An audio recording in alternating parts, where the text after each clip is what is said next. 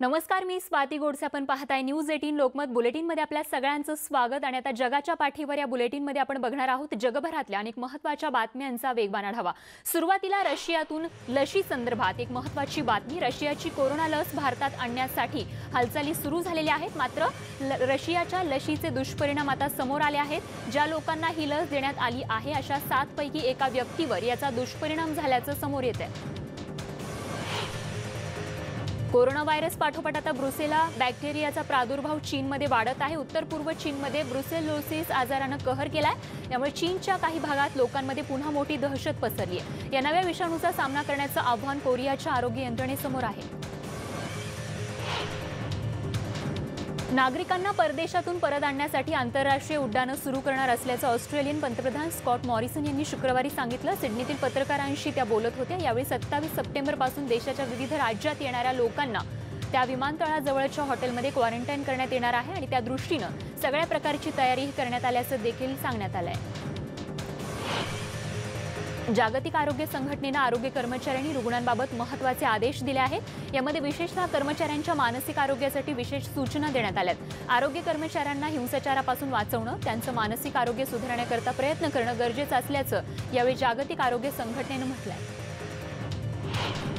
यूकेमध्ये मोठ्या प्रमाणावर कोरोनाचा धोका वाढतोय. त्यामुळे उत्तरेकडील भागात कठोर उपाययोजना करण्यावर भर दिला जात असल्याची माहिती आरोग्य सचिव मॅट हॅनकॉक यांनी दिली आहे. पुन्हा लॉकडाऊन लावणं हे संरक्षणाच्या दृष्टीनं महत्त्वाचं असल्याचं देखील यावेळी त्यांनी म्हटलंय.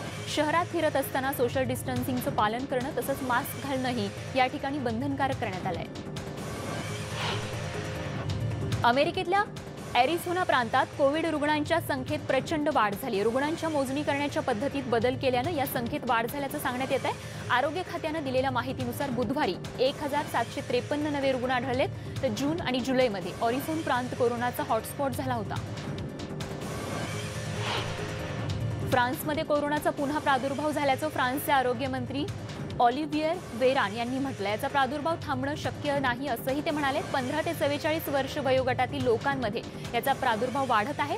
तर ऑगस्टपासून 65 वर्षांवरील लोकांमध्ये जास्त प्रसार होतोय. निम्म्या रुग्णांमध्ये लक्षणं दिसत नाहीयेत असंही वेराना यांनी म्हटलंय. मात्र या संकटाशी सामना करण्यासाठी देश सक्षम असल्याचंही ते म्हणाले.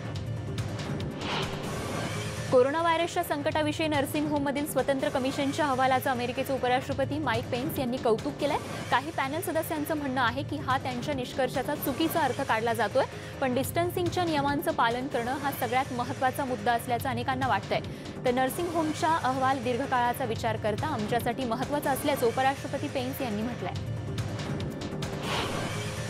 इटलीमधील नागरिक फ्रँक वॉल्टर स्टाइनमायर यांनी आपल्यावर कोरोनावरील योग्य ते उपचार करून जीव वाचवल्याबद्दल जर्मनीच्या अध्यक्षांचे आभार मानले. पूर्व जर्मनीच्या लिप्झिग शहरात फ्रँक यांच्यावरती उपचार झाले.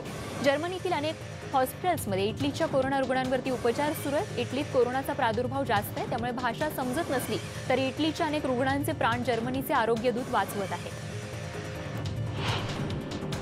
जेकमध्ये कोरोनाचा प्रादुर्भाव वाढत आहे. एकाच दिवसात इथे 3000 कोरोना रुग्णांची नोंद झाली आहे. त्यामुळे कोरोना चाचण्यात वाढ करण्यात आली आहे. आरोग्य मंत्रालयानं यासंबंधीची माहिती दिली आहे.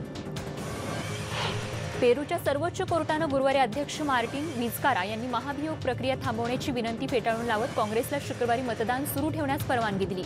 घटनात्मक न्यायाधिकरणानं विझकारा यांची मागणी फेटाळून लावल्यानं हा त्यांचा नैतिक पराभव असल्याचं विरोधकांचं म्हणणं आहे. तर आपण योग्य असून कोणतंही गैरकृत्य न केल्याचा मार्टिन यांचा दावा कायम आहे.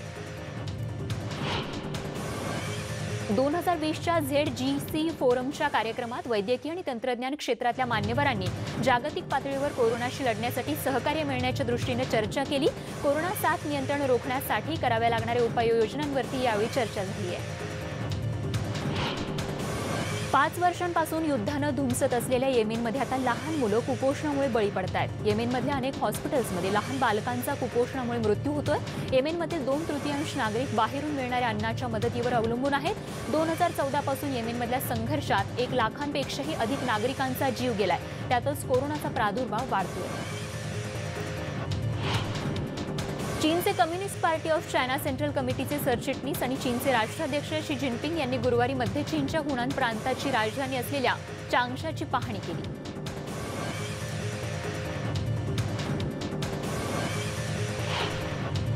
पनामातील डॉक्टर्स इंजिनियर सध्या डुकरांच्या पिलांवरती संशोधन करतायत. कोरोनामुळे फुफ्फुसांवर होत असलेल्या परिणामांचा धोका कमी करण्यासाठी त्यांचे प्रयत्न सुरू आहेत. व्हेंटिलेटर्स ऑफ पनामा असं त्यांच्या प्रोजेक्टचं नाव आहे. फ्लोरिडातील प्रसिद्ध स्लॉपी जो बार 6 महिन्यानंतर या ठिकाणी सुरू झालाय. लॉकडाऊन जाहीर झाल्यानंतर 17 मार्चपासून हे रेस्टॉरंट बंद होतं. तर रेस्टॉरंट सुरू झाल्यामुळे स्लॉपी जो बारचे चाहते खवय्ये खुश झाल्याचं बघायला मिळतंय. अमेरिकेतील फर्स्ट लेडी मेलेनिया ट्रम्प यांनी न्यू हॅम्पशायर शहरातील कॉन्कॉर्ड हॉस्पिटलला भेट दिली.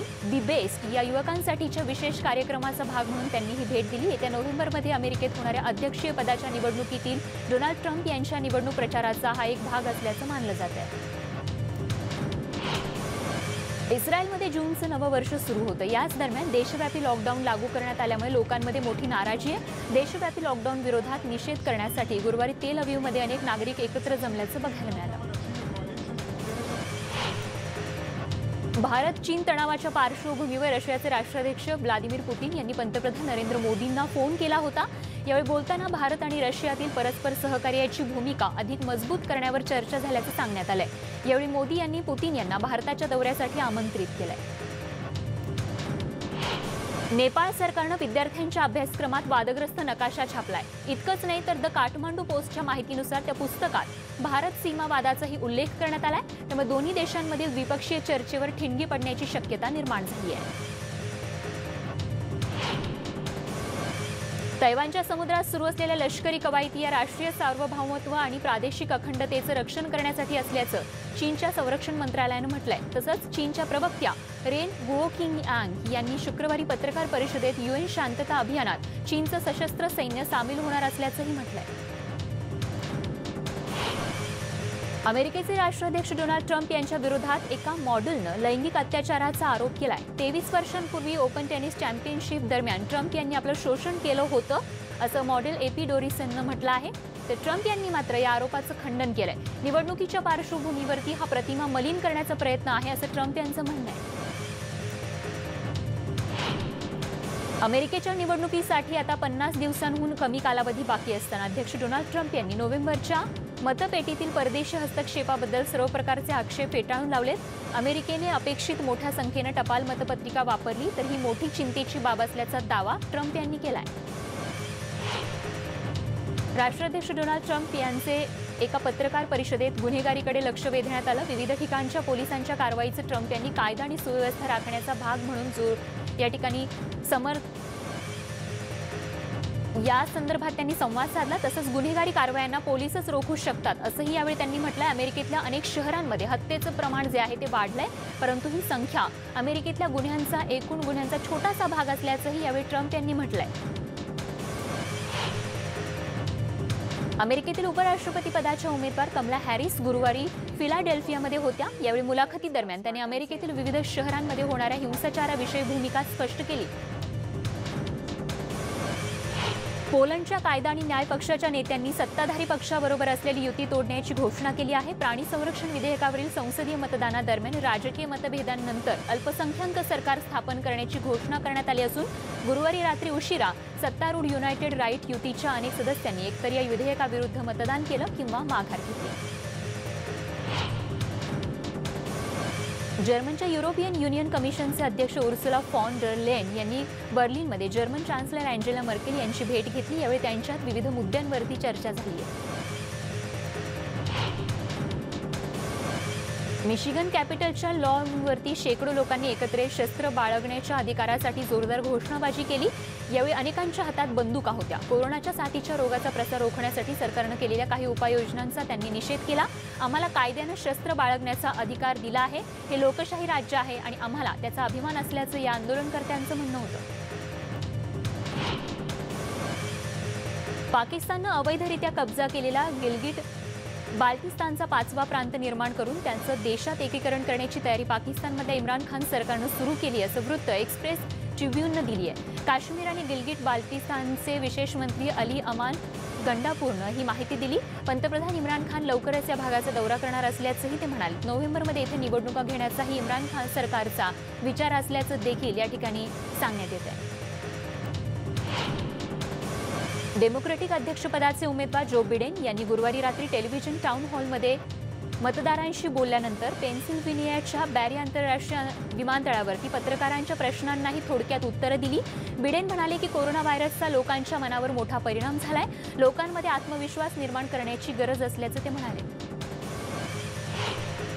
अमेरिकेचे परराष्ट्र मंत्री माईक पोम्पिओ यांनी गुरुवारी सुरिनामची राजधानी परमाराबो इथे सुरिनामीचे अध्यक्ष चंद्र केशर सेद संतोखी यांची भेट घेतली. इतक्या छोट्या राष्ट्राला वैयक्तिक भेट देणारे अमेरिकेचे पहिले परराष्ट्र सचिव ते ठरलेले आहेत.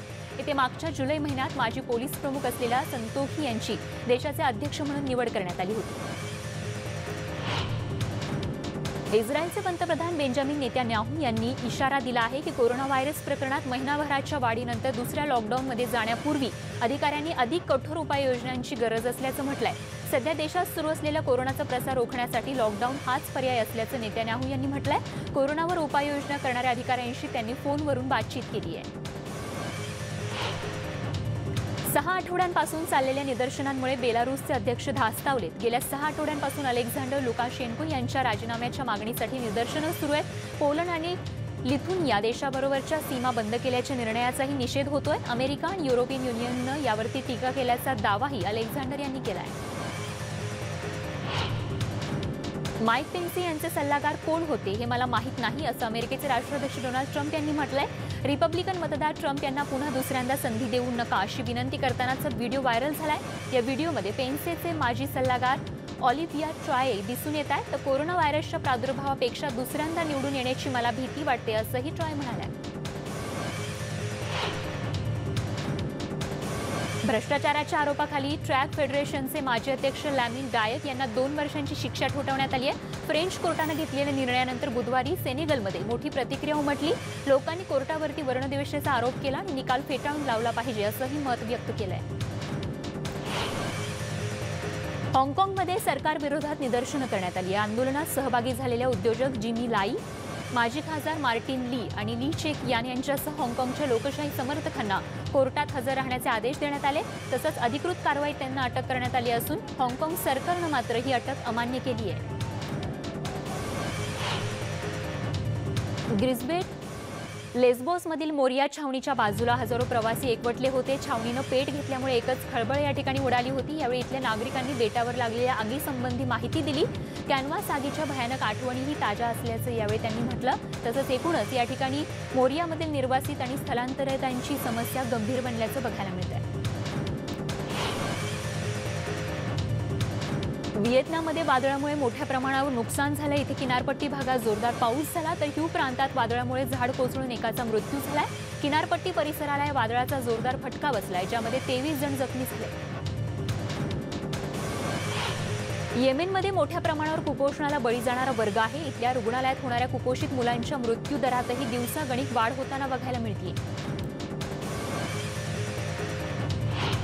सॅली चक्रीवादळानंतर गल्फ कोस्टच्या किनारपट्टीवरील घरमालक आणि व्यावसायिकांनी आपापल्या घरी किंवा दुकानात परतून त्याची स्वच्छता सुरू केली आहे. वादळ आणि मुसळधार पावसामुळे नद्यांना पूर आला होता तर खाडीमधून आलेलं पुराचं पाणी आता हळूहळू ओसरू लागलंय. अलाबामामधील ऑरेंज बीच 10 दिवस बंद राहील असं प्रशासनाच्या वतीनं स्पष्ट करण्यात आलंय. तर विजेच्या तारांचं नुकसान झाल्यामुळे या भागात अद्यापही वीज सुरू झालेली नाहीये. चक्रीवादळ गल्फ कोस्टच्या किनारपट्टीवरील रहिवाशांनी आणि व्यावसायिकांनी चक्रीवादळ सॅलीच्या पार्श्वभूमीवरती गुरुवारी स्वच्छता सुरू केल्याचं बघायला मिळतंय. गेल्या काही दिवसांमध्ये आलेल्या वादळानं अनेक घरांचं मोठं नुकसान झालंय. अलाबामा राज्याला याचा मोठा फटका बसलाय, ज्यामुळे इथल्या समुद्रकिनारा 10 दिवसांसाठी बंद ठेवण्यात येणार आहे. तसंच या पुरामुळे या भागात मोठं नुकसान झालं असून या भागातला वीज पुरवठा अद्यापही बंद आहे. अमेरिकेच्या सिनेट डेमोक्रॅट्सनं गुरुवारी चीनच्या जागतिक प्रभावाचा प्रतिकार करण्यासाठी कायदे करण्याची घोषणा केली. अमेरिकेची स्पर्धात्मकता ताकद वाढवण्यासाठी व्यापक विधेयक आणलं जाणार आहे, कारण अमेरिकेचे चीनसोबतचे संबंध अधिकाधिक बिघडत चालले. दरम्यान चीनच्या विरोधात ट्रम्प यांची आक्रमक भाषा अद्यापही तशीच आहे. सॅली चक्रीवादळामुळे नागरिकांचं खूप मोठं नुकसान झालंय. अनेकांची घरं या ठिकाणी उद्ध्वस्त झाली आहेत. या भागातल्या विविध सरकारी आणि खासगी कार्यालयांचं देखील मोठं नुकसान झालंय. सगळं सामान्य होण्यासाठी आणखीन काही कालावधी लागू शकतो. या भागात राहणाऱ्या अनेक वृद्धांना देखील ज्येष्ठ नागरिकांना या वादळाचा खूप मोठा फटका बसलाय. काही जणांची घरं तर पूर्णपणे उद्ध्वस्त झाल्याचं बघायला मिळतंय. अमेरिकेच्या काही भागात अद्यापही काळे आणि गोरे असा संघर्ष सुरू असल्याचं दिसतंय. सॉल्ट लेक भागात एका गोऱ्या व्यक्तीनं त्याच्या घराच्या मागच्या बाजूला राहणाऱ्या एका कृष्णवर्णीय व्यक्तीवर आपला कुत्रा सोडला. याबद्दल पोलिसांकडे तक्रार करण्यात आली असून या प्रकारानंतर पोलिसांनी घटनास्थळी धाव घेत कुत्र्याला कृष्णवर्णीयाच्या अंगावर सोडणाऱ्या व्यक्तीला ताब्यात घेतलंय. दक्षिण इराक भागात एका संस्थेच्या बाहेर एका यंत्राचा स्फोट झाला. सुदैवानं यात कोणतीही जीवितहानी झाली नसून मोठं नुकसान झाल्याची माहिती इथल्या अधिकाऱ्यांनी दिली आहे. जिनी यांनी पूर्वेकडील आग लागलेल्या चिकवांतियाच्या जंगल परिसराला भेट दिली. जंगलाला लागलेल्या वणव्यामुळे या परिसरात मोठ्या भागाचं नुकसान झालंय. बोलिव्हियाच्या 3 प्रांतात राष्ट्रीय आणीबाणी जाहीर करण्यात आली आहे. तर नेल केम्प मेरकाडो या राष्ट्रीय उद्यानातल्या 4000 हेक्टरवरील जमिनीचं देखील या वणव्यामुळे नुकसान झालंय. या भागाला 2000 साली जागतिक वारशाचा दर्जा देण्यात आला आहे.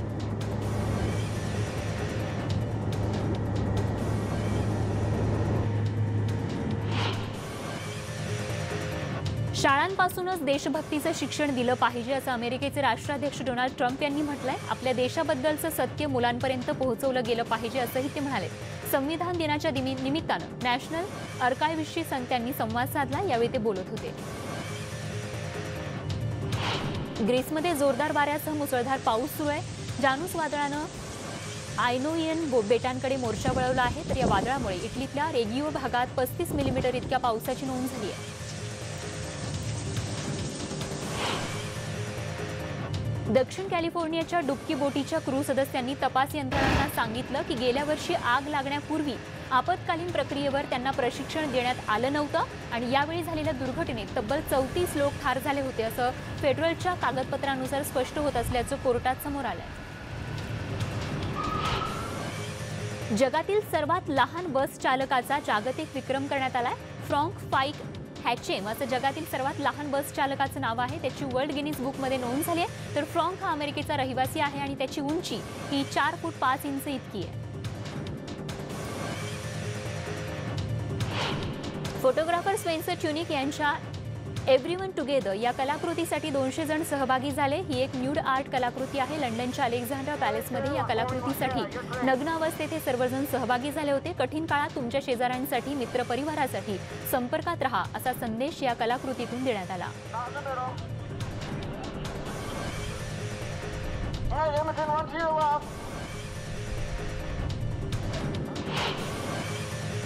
जगभरातल्या महत्त्वाच्या बातम्यांसह बुलेटिनमध्ये अगदी छोटासा ब्रेक घेऊन लगेचच परत येतो. बघत रहा न्यूज 18 लोकमत.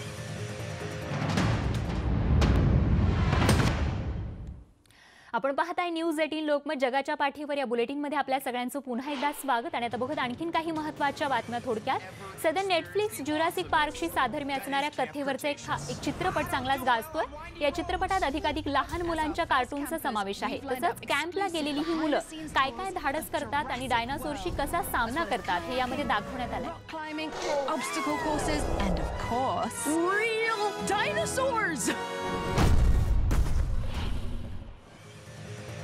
ग्लेन पॉवेलनं बहुचर्चित टॉप गनच्या सिक्वेलबद्दल बोलण्यास फारसा उत्सुक नसल्याची प्रतिक्रिया दिली आहे. मात्र त्याचा सहकलाकार टॉम क्रूजबद्दल तो बोललाय. टॉम क्रूजच्या कामाबद्दलच्या निष्ठेमुळे आपण प्रभावित झालोय असं पॉवेल म्हणालाय. तर सिनेमा सर्वोत्कृष्ट बनवण्यासाठी टॉम क्रूज सर्वतोपरी योगदान देत आहे हे प्रेरणादायी असल्याचंही त्यानं म्हटलंय. इवान मॅकग्रेगोरनं आपल्या लॉंग वे अप या नवीन माहितीपट मालिकेमध्ये वास्तविक जीवनातल्या साहसाला कसा सामोरा गेला याचे अनेक किस्से असल्याचा दावा केलाय. या वेगळ्या चित्रपटात इवान आपल्या मित्रासह मध्य आणि दक्षिण अमेरिकेतून हार्ले डेव्हिडसन मोटरसायकलवरून प्रवास करत असल्याचं सांगण्यात येतंय.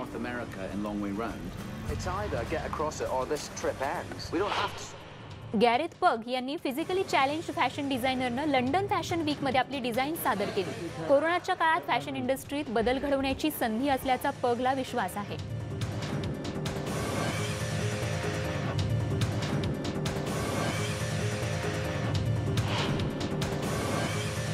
जगभरातल्या महत्त्वाच्या बातम्यांसह या बुलेटिनमध्ये वेळ झाली इथेच थांबण्याची. मात्र ताज्या अपडेटसह लगेच पुढच्या बुलेटिनमध्ये परत भेटतोय. बघत रहा न्यूज 18 लोकमत.